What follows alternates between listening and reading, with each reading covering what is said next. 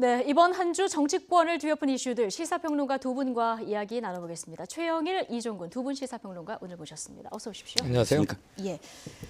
자, 앞서서 한인도 정상회담 공동 기자회견장 다녀오느라 시간이 좀 줄어서요. 오늘 여론조사로 문을 빨리 좀 열어보도록 하겠습니다. 먼저 대통령 국정 수행평가 결과 오늘 갤럽 여론조사가 나왔는데요. 2%포인트 정도 떨어졌습니다. 어떤 원인이 있다고 보십니까? 네, 지난주 13일 날 1월 고용지표가 발표가 됐습니다. 예. 1월 고용지표 최악으로 발표가 됐죠, 사실은. 예. 그런데 그때부터 4분기, 그러니까 2018년도 4분기 발표가 22일로 이제 예정이 돼 있지 않았습니까? 통계청에서 이 지수가 어떻게 됐느냐에 따라서 사실상 작년에 성적표가 총괄해서 나오는 것이거든요. 장하성 전 정책실장이 이런 이야기를 했습니다. 사퇴하기 전에 12월 달에는 호전될 거다. 그러니까 연말에는 호전될 거다. 그게 바로 4분기 성적표거든요. 그런데 그 4분기 성적표 나왔습니다. 나왔는데 또 다시 이제 특히나 가장 그 초점이 뭐냐면 이 양극화가 더 심해져서 하위 20%가 훨씬 더 낮아졌다. 소득이 낮아졌다. 예.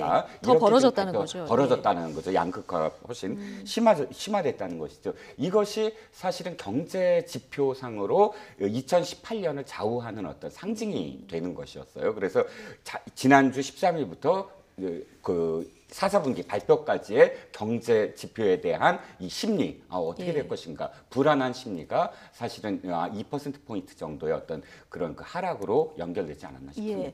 문재인 대통령 새해 들어서 이제 경제 행보에 굉장히 중점을 두고 있긴 한데 이렇게 지표상으로 나타나는 수치가 좋지 않기 때문에 그렇죠. 이제 앞으로 그 어떤 대안들을 마련하느라 굉장히 분주할 것 같습니다. 분주할 거고 고심이 깊겠죠. 예. 그런데 문제는 이게 단기에 회복될 수 있는 지표들이 아닙니다. 예. 구조적인 문제입니다. 구조적인 그래서 문제다. 오히려 정부에서는 이렇게 나올 수 있습니다. 양극화가 더 심화되고 있다. 격화되고 있다.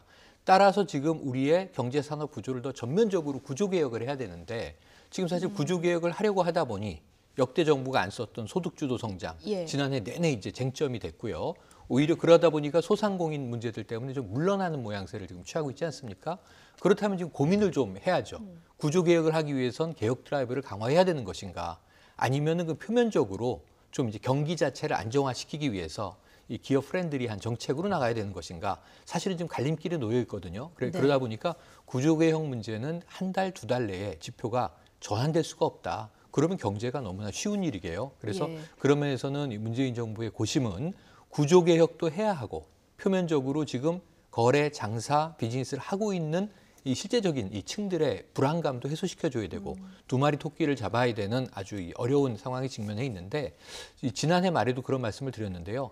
상반기의 경제 지표를 좀 향상하는 쪽으로 중장기적으로 텀을 잡아야 된다. 지금 벌써 2월인데 상반기라고 해도 4개월밖에 안 남았거든요. 그렇죠. 1분기가 다 지나가고 있는 상황이고요. 그래서 이조차도 사실 중장기라고 말씀드리기는 어려우나 지금 한 달, 두 달, 다음 달 지표를 뭐 잘 뽑기 위해서 노력하는 것은 큰 의미가 없고 결국은 이 어떤 기저 자체를 좀 바꾸기 위한 노력에 정책적인 심혈을 기울여야 될 것 같습니다.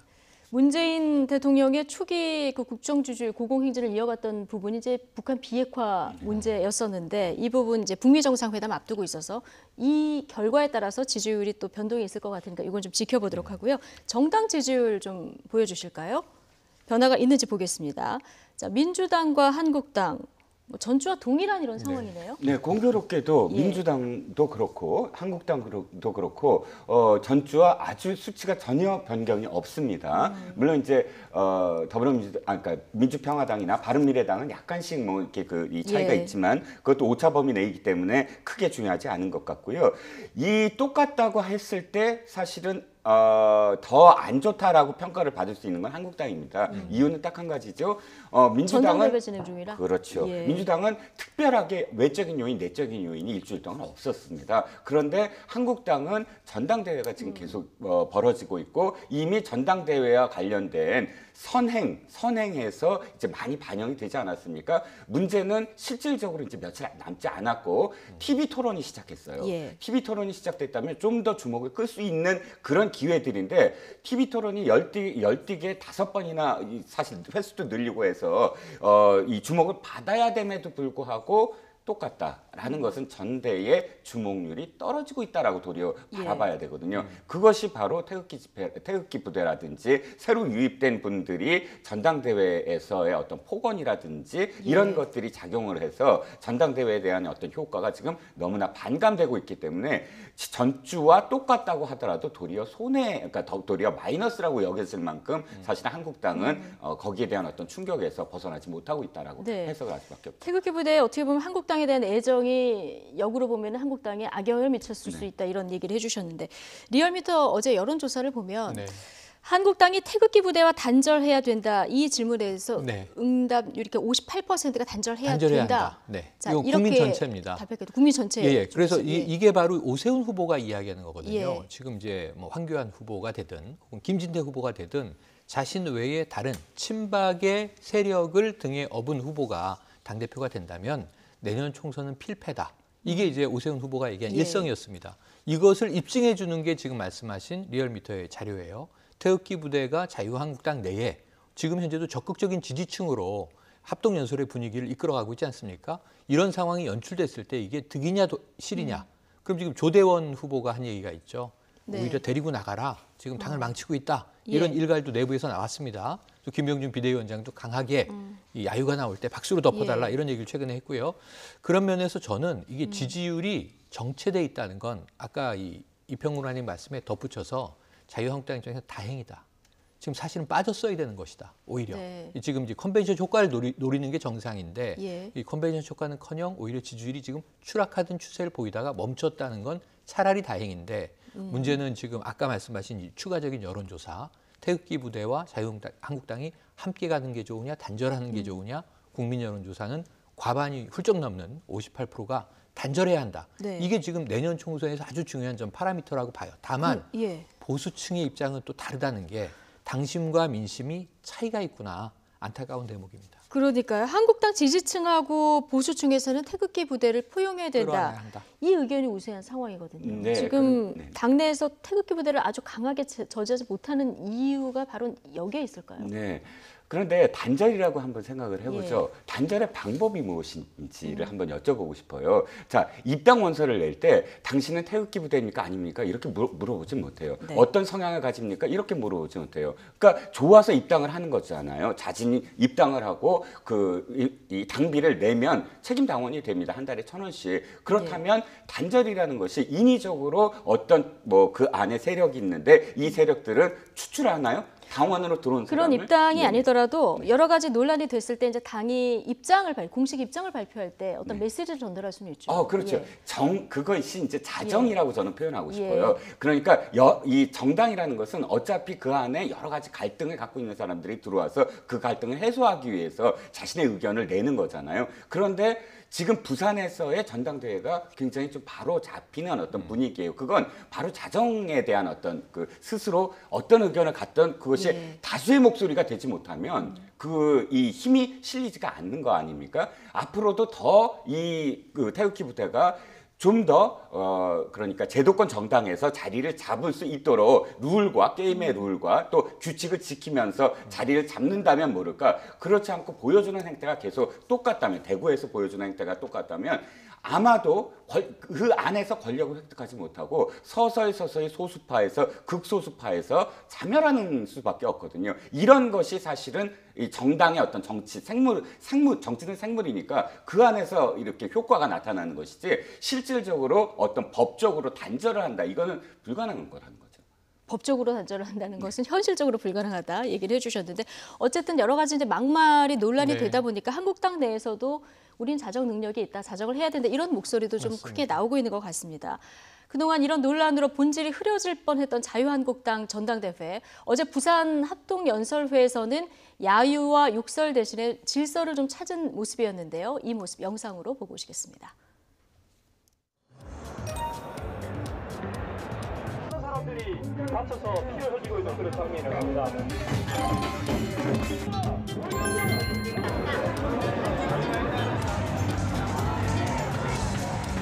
여러분 안녕하십니까?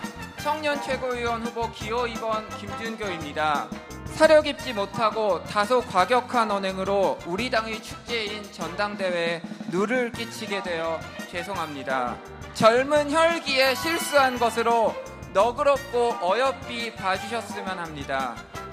존경하는 국민 여러분, 여러분들이 듣고 있는 작은 야유, 여러분들이 듣고 계신 지나친 소리는 우리 당의 지극히 작은 일부일 뿐입니다. 누가 이 당의 주인이고 이 당의 주인이 얼마나 합리적이고 당당하고 자신감 있는 당원들인지를 여러분들이 보여주셔야 합니다. 우리 모두가 이 당의 주인이라. 맞습니까, 여러분? 통째로 가져와야 합니다. 한 뒤집어 졌습니다, 여러분.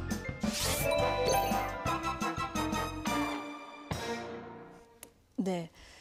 지금 우리 당에서 나온 논란의 여러 가지 목소리들, 이건 지극히 일부의 목소리다. 네네. 김병준 비대위원장이 이 얘기를 했고요. 이번에 야유 대신 환호를 받았습니다. 네, 그래서 이 지난 두 번의 합동연설에 처음 이제 대전, 충청, 호남 권역이었고요. 두 번째가 TK 지역, 대구에서 바로 대구 경북이었습니다. 이때는 뭐 야유와 함께 새 후보 누가 나와서 혹은 어떤 뭐 다른 후보가 나와서 얘기를 하든 김진태 연호로 다 덮였었어요. 이게 이제 태극기 부대의 목소리였던 것인데 예. 현장에서의 지금 이제 부산에서 다행히 180도 바뀌었습니다. 다행이라는 수식어가 정말 중요한 겁니다. 그리고 마지막 수도권이 남아있기 때문에 수도권은 더 합리적이고 차분하게 갈 것 같아요. 네. 그러니까 앞부분에 좀 까먹은 점수를 뒷부분에 만회해서 컨벤션 효과를 좀 일으켰으면 하는 게 자유한국당에게도 이롭고 예. 저는 이게 보수가 좀 제대로 살아나야 이 균형이 맞는다고 보거든요. 그럼요. 이번은 이 자유한국당뿐 아니라 정당구도 전체에서 매우 중요한 전당대회라고 보는데 첫 번째, 두 번째는 아쉬움이 컸고 그것이 국민들에게 좀 큰 우려를 일으켰다. 그런데 이제 부산에서부터는 좀 기대해도 좋을까 하는 약간의 반전을 희망이 만들어냈어요. 예. 근데 그럼에도 불구하고 문제는 이것이 전략적인 질서이냐 아니면은 이제 본연의 질서이냐 이 부분은 또 국민들이 계속 예의주시할 것 같아서 앞으로 이제 잘 지켜봐야 될 것 같고요. 이제는 아까 TV 토론에 말씀하셨는데 새 후보의 정견 제가 삼불 전당대회라고 말씀드렸었거든요. 정체성이 보이지 않고 비전도 나타나지 않고 자성이 없다 이런 얘기를 드렸는데 이 새 후보가 이러한 대목에서 어떤 정체성, 어떤 미래 비전, 이 아까 김영준 예. 위원장 미래로 간다 이런 얘기 했거든요. 또 하나는 자기 반성 어떻게 볼 거냐인데 탄핵과 박근혜 전 대통령과의 관계론 때문에 지금 역학구도가 조금 이제 차이들이 벌어지는 것 같은데 조금 더 생산적인 토론이 이루어지기를 한번 기대해 봅니다. 예. 뭐 지난번 합동연설회에서 문재인 대통령 탄핵까지 주장했던 청년 최고위원 후보죠. 김준교 후보.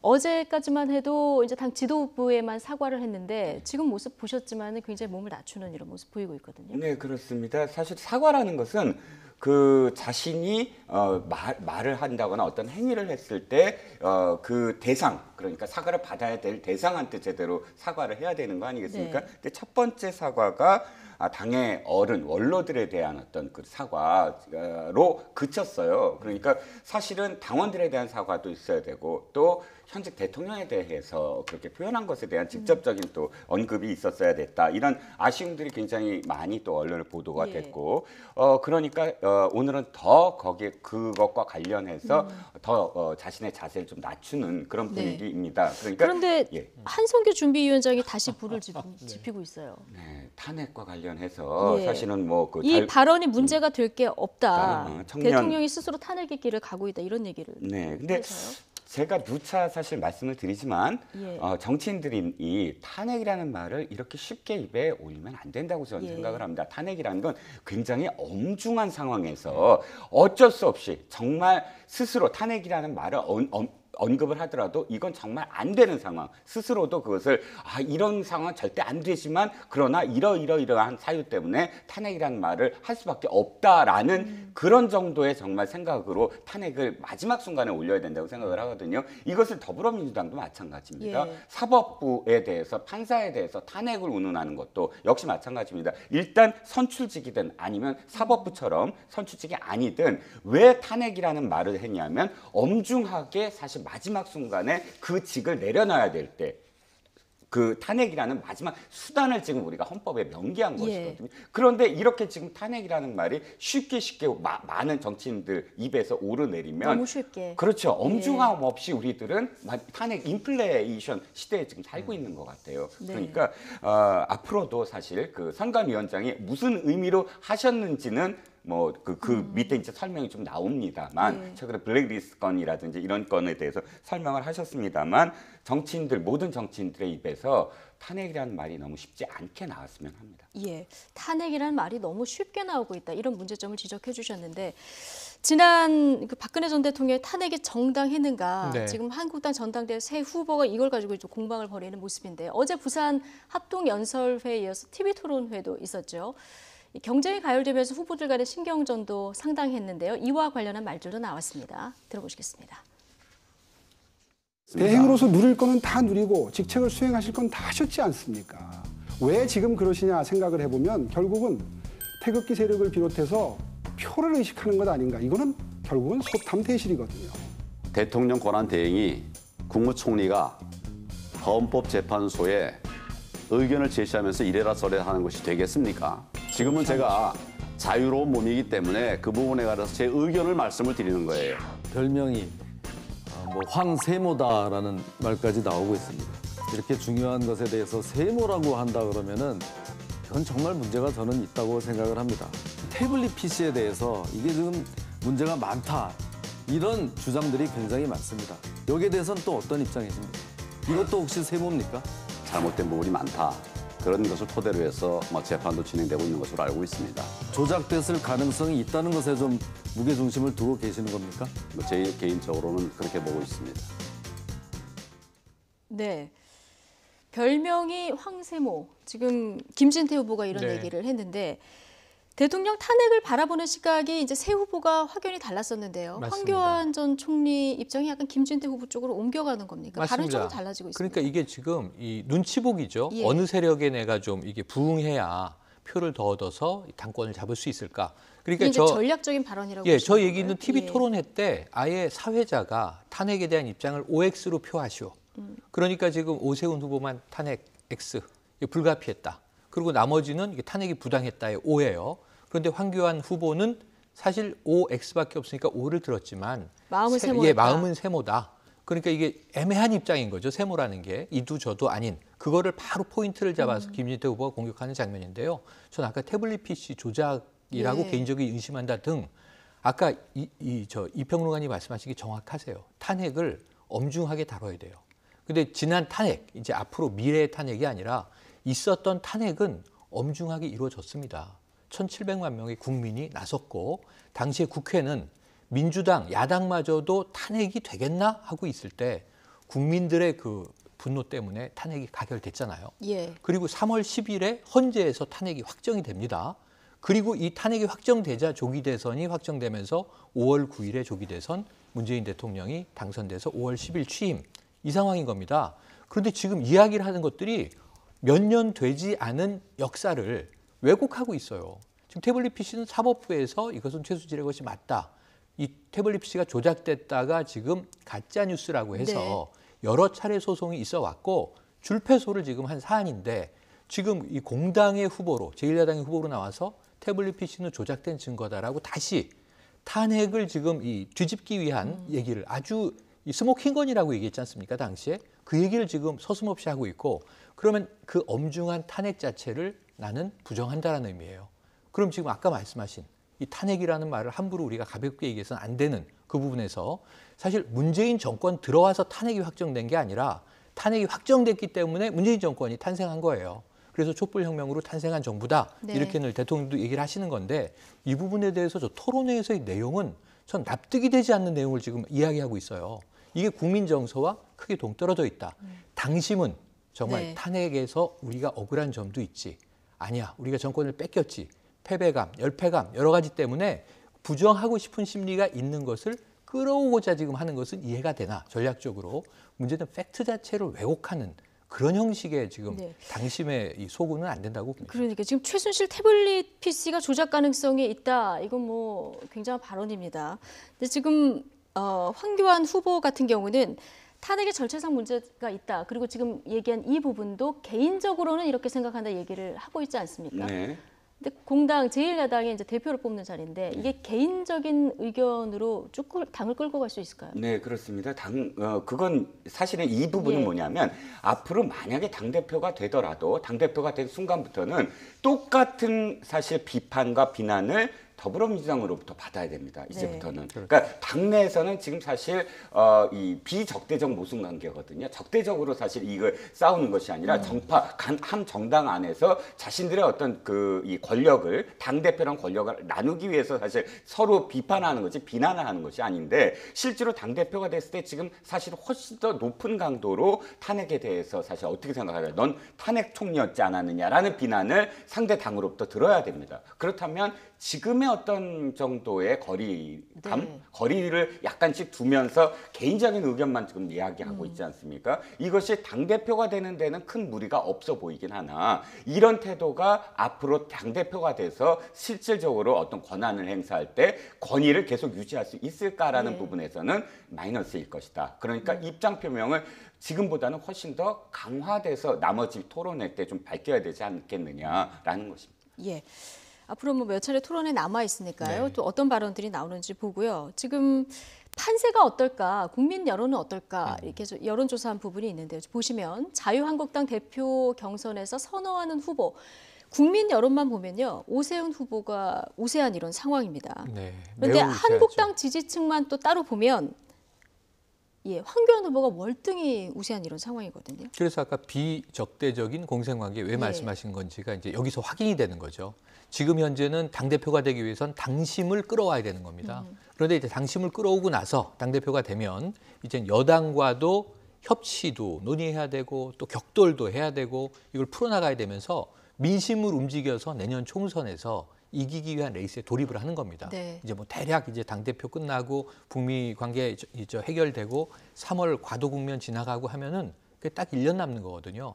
이 상황에서 이제 당대표의 중요성이 이제 아주 중차대한데 문제는 지금 오세훈 후보가 당을 개혁해 주기를 원하는 게 국민들의 민심이다.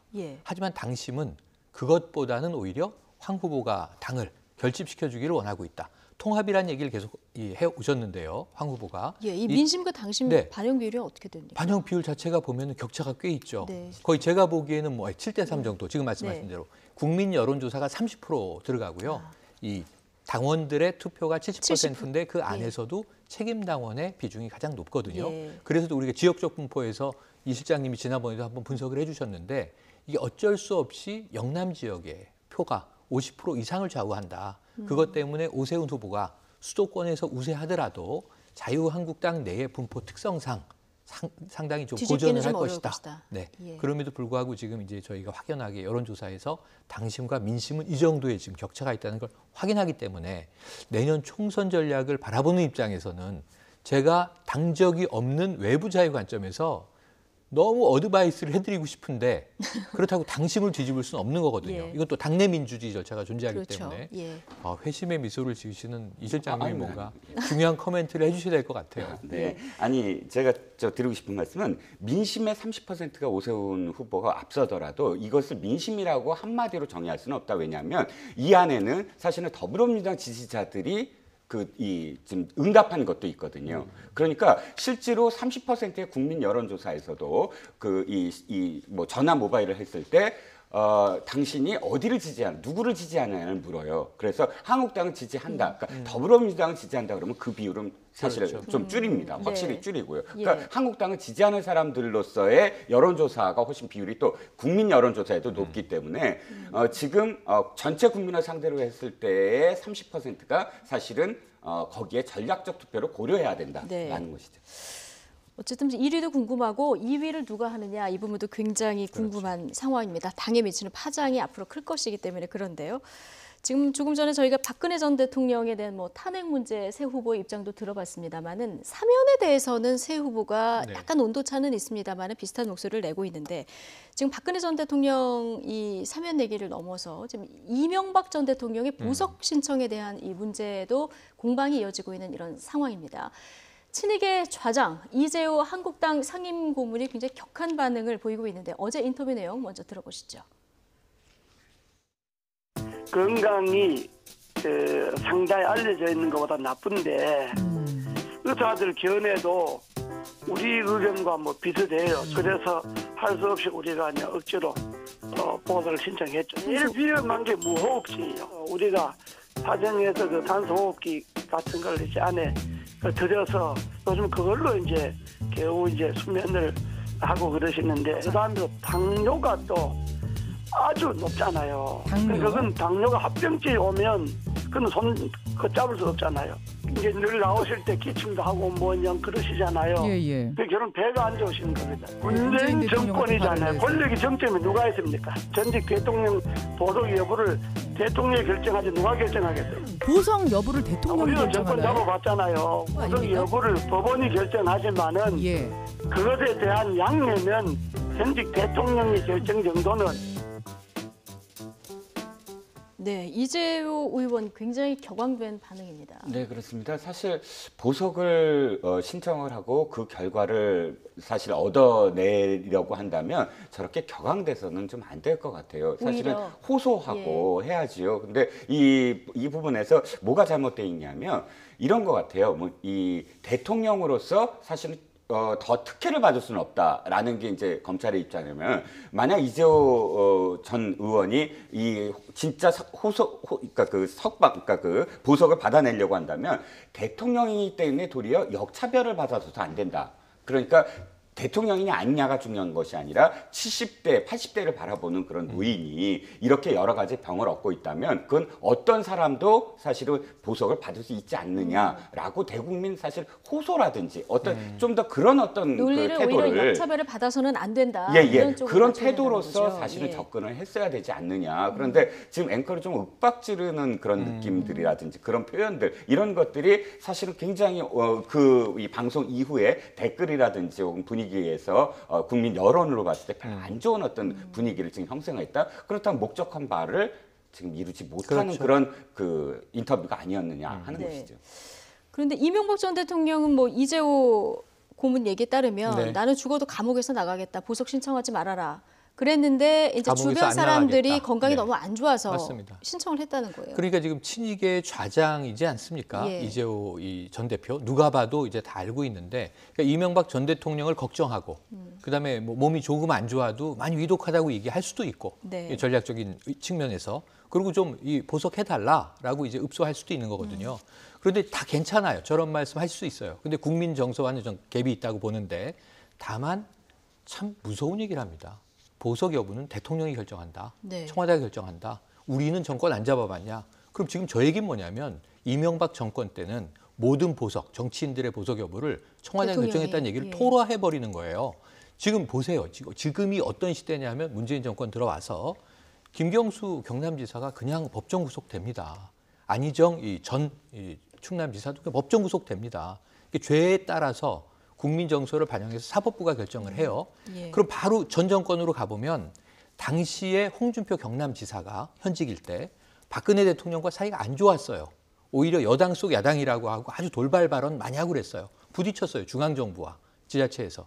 근데 이 성완종 리스트를 재판 회부됐을 때 최종적으로 무죄 판결이 나왔습니다만 유죄가 떨어졌던 심리에서도 구속 안 시킵니다. 도적 문제가 있다. 이거 다 감안했습니다. 근데 지금은 그런 거 안 봐주지 않습니까?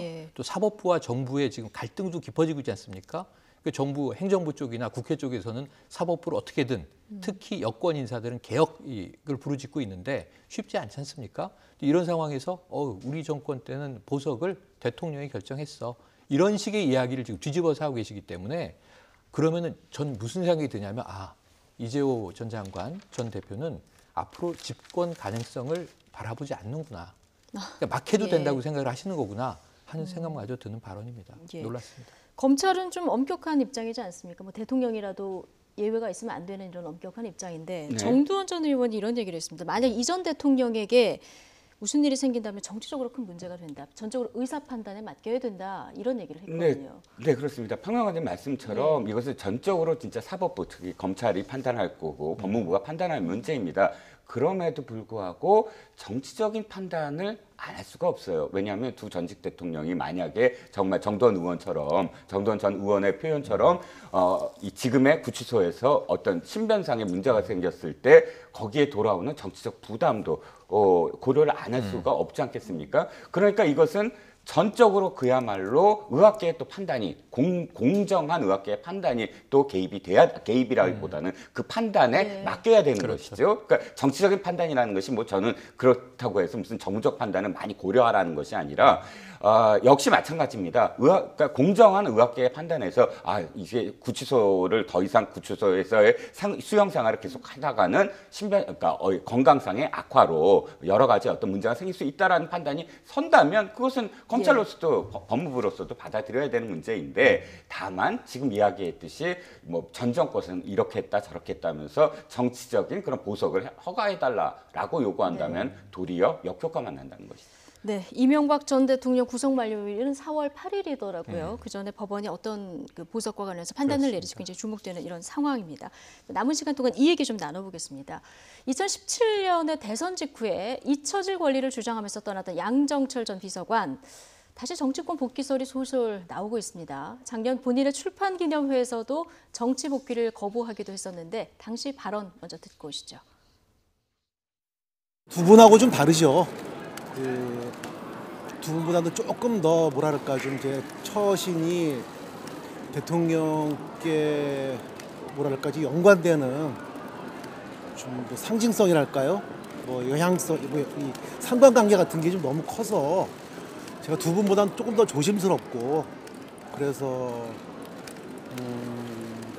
뭐 지금으로서는 뭐 저는 뭐 지금 지난번에 제가 했던 선택이 뭐 바뀌어야 할 이유는 없다고 생각을 합니다. 제 역할은 여기까지라고 얘기했고 잊혀질 권리를 얘기했거든요. 대통령과 거리를 두고 청와대와 거리를 두고 권력과 거리를 두는데도 뭐 제가 들어오고 나가고 하는 것이 계속 기사가 되고 이 책을 쓰는 것이 지금 되게 과도한 주목을 받는 것이 저로서는 이게 제가 생각했던 혹은 예상했던 분위기가 아니어서 되게 당혹스럽습니다. 예, 좀 들어보셨지만 전해철, 이호철 보다 상관관계가 내가 더 크다. 네. 그래서 좀 더 조심스럽다 이런 얘기를 들어보셨는데 네. 그런데 지금 복귀설이 솔솔 나오고 있습니다. 이게 아니 땐 굴뚝에 열게 나는 건지 어떤 건지. 네. 예. 사실 뭐 저희 방송에서 이 뉴스앤 이슈에서도 굉장히 많이 다뤘죠. 네. 양정철 전 비서관 돌아올 것이냐, 그리고 언제 돌아올 것이냐, 그리고 더 보다 중요한 게 어디로 갈 것이냐, 어디로 돌아올 것이냐. 이것은 늘 나왔던 말인데 네. 지금 언론 보도에 따르면 민주정책연구원 원장, 민주정책연구원장으로 민주당 지금 싱크탱크죠. 싱크탱크죠. 그렇죠. 그래서 정책을 만들어내고 여론조사를 하면서 전체적으로 지금 여론이 어떻게 됐다라는 걸 전달해주는 그런 싱크탱크입니다. 그런데 제가 마지막에 한 말씀을 좀 기억해 주세요. 어디로 가느냐가 참 중요하다. 어디로 가느냐. 왜? 예. 양정철 비서관은 그야말로 좀 전에도 상관관계 얘기를 하지 않았습니까? 상관관계가 다른 사람과 다르다. 이호철, 전해철 의원과는 다르다라는 뜻은 무슨 얘기냐면 그만큼 복심이다.